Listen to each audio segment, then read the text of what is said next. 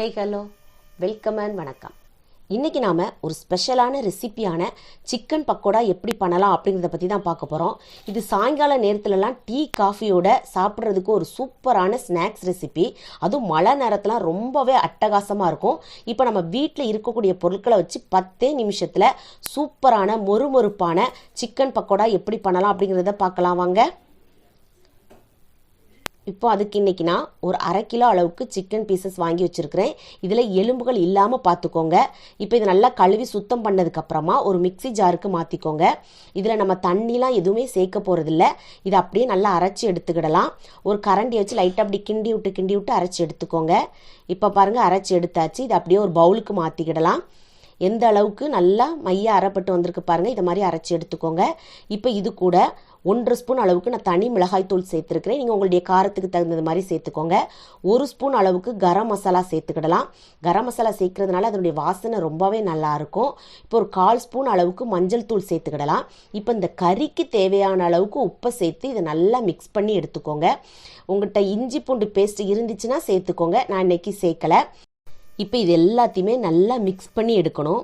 அந்த உப்பு காரம் எல்லாம் நம்ம அந்த அரைச்சி வச்சுருக்க அந்த சிக்கன் கூட நல்லா ஒன்று போல் படுறது மாதிரி பார்த்து பிசைஞ்சு எடுத்துக்கோங்க.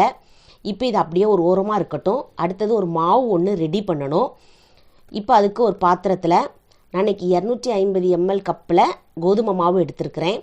அதில் ஒரு 4 ஸ்பூன் அளவுக்கு அரிசி மாவு சேர்த்துருக்கிறேன். அரிசி மாவு கண்டிப்பாக சேர்த்துக்கோங்க. இப்போ இந்த மாவுக்கு தேவையான அளவுக்கு உப்பு சேர்த்துக்கிடலாம். இப்போ அடுத்ததாக ஒரு முக்கியமான ஒரு பொருள், எண்ணெயை நல்லா சூடாக்கிட்டு 1 கரண்டி அளவுக்கு சேர்த்துக்கோங்க. இந்த எண்ணெயை சேர்க்கறதுனால அந்த பக்கோடா நம்மளுக்கு நல்லா மொறுமொறுப்பாக கிடைக்கும். இப்போ அந்த கரண்டியை வச்சு இதை நல்லா அப்படியே மிக்ஸ் பண்ணி எடுத்துக்கோங்க. இந்த எண்ணெய் பட்ட அந்த மாவெல்லாம் கட்டி கட்டியாக இருந்தது மாதிரி இருக்கும். அந்த கரண்டியை வச்சு லைட்டாக அப்படியே அமுத்தி விட்டு நல்லா உடச்சி விட்டுக்கோங்க. இப்போ அடுத்ததாக நம்ம கொஞ்சம் கொஞ்சமாக தண்ணி சேர்த்து இதை பிசைஞ்சு எடுக்கணும். தண்ணி சேர்க்குறது ரொம்பவே முக்கியம். அதிகமாக தண்ணி சேர்த்திங்கன்னா ரொம்ப மாவு வந்து கொலன்னு மாறிடும். நம்ம சப்பாத்தி மாவுலாம் பிசைவோம் இல்லையா, அதை மாதிரி இல்லாமல் கொஞ்சம் இலக்கமாக பிசையணும். இப்போ நான் உங்களுக்கு காமிக்கிறேன் பாருங்கள். கரண்டியை வச்சு நம்ம பிசைய முடியாது, கையை வச்சு நல்லா பிசைஞ்சு எடுத்துக்கோங்க. இப்போ பாருங்கள் எந்த அளவுக்கு மாவு கொஞ்சம் இலக்கமாக இருக்குது பாருங்கள். அதே நேரத்தில் ரொம்ப தண்ணியாகவும் நம்மளுக்கு மாறிடக்கூடாது. இப்போ இதை நல்லா பிசைஞ்சு வச்சாச்சு. உப்பு மட்டும் கரெக்டாக இந்த மாவுலேயும் சரி, நீங்கள் அந்த பிசைஞ்சு வச்ச கறியிலையும் சரி பார்த்து சேர்த்துக்கோங்க. இப்போ இந்த கறியை இந்த மாவு கூட சேர்த்து நல்லா மிக்ஸ் பண்ணணும். இது மிக்ஸ் பண்ணுறதுக்கு கொஞ்சம் கஷ்டமாக இருக்கும், கொஞ்சம் லேட் ஆகும். எல்லா இடத்துலையும் ஒன்று போல் படுறது மாதிரி மிக்ஸ் பண்ணிக்கோங்க. இப்போ அடுத்ததாக சோடாப்பு கண்டிப்பாக சேர்த்துக்கோங்க, அதாவது சமையல் சோடா. இது அதிகமாக சேர்த்திங்க அப்படின்னா எண்ணெய் வந்து அதிகமாக குடிக்கும். கரெக்டான அளவுக்கு சேர்த்திங்கன்னா அந்த பக்கோடா நம்மளுக்கு நல்லா மொறுமொறுப்பாக கிடைக்கும். எப்போவுமே கொஞ்சம் அந்த சிக்கன் பீசஸ் கொஞ்சம் அதிகமாக இருக்கிற மாதிரி பார்த்துக்கோங்க, மாவு கொஞ்சம் கம்மியாக இருக்கிற மாதிரி பார்த்துக்கோங்க. அப்போ தான் சாப்பிட்றதுக்கு அந்த பக்கோடா டேஸ்ட் நல்லாயிருக்கும். இப்போ மாவுனுடைய பதத்தை பாருங்கள் எந்த அளவுக்கு இருக்குன்னு. இப்போ நம்ம இதை மாதிரி கிள்ளி போடணும் அந்த எண்ணெயில். அதாவது இதுக்கு ஷேப்லாம் கிடையாது, இப்படி கிள்ளி போட்டுக்கிட வேண்டிதான். இப்போ எண்ணெயை நல்லா சூடாக்கிக்கோங்க. நல்லா சூடேறினதுக்கப்புறமா நம்ம கொஞ்சம் கொஞ்சம் மாவாக இதில் போட்டுடலாம்.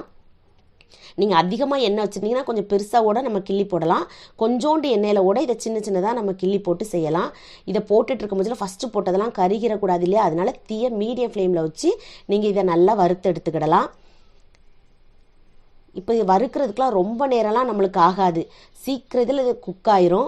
இப்போ பாருங்கள் எல்லா இடத்துலையும் அந்த சிக்கன் பீசஸ் எல்லாம் அந்த எண்ணெயில் நல்லா முங்கி வேகிறது மாதிரி நல்லா இதை பிரட்டி எடுத்துக்கோங்க.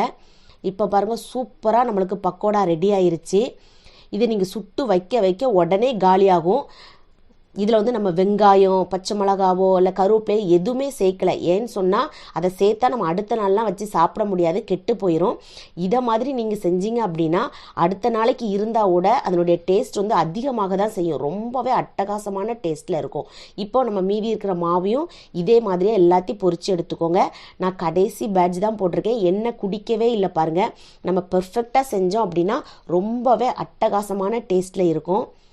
எல்லாருக்குமே பிடிச்சது மாதிரி இருக்கும். இது ஸ்பெஷலாக நம்ம சிக்கன் பீசஸ் எடுத்து செய்யணுங்கிறது கிடையாது. நம்ம வீட்டில் கிரேவியோ குழம்போ வைக்கும் போச்சில் அதில் நல்ல சிக்கன் பீசஸாக பார்த்து எடுத்து செஞ்சு கொடுக்கலாம். எந்த அளவுக்கு நல்லா மொறுமொறுப்பாக இருக்குது பாருங்கள்.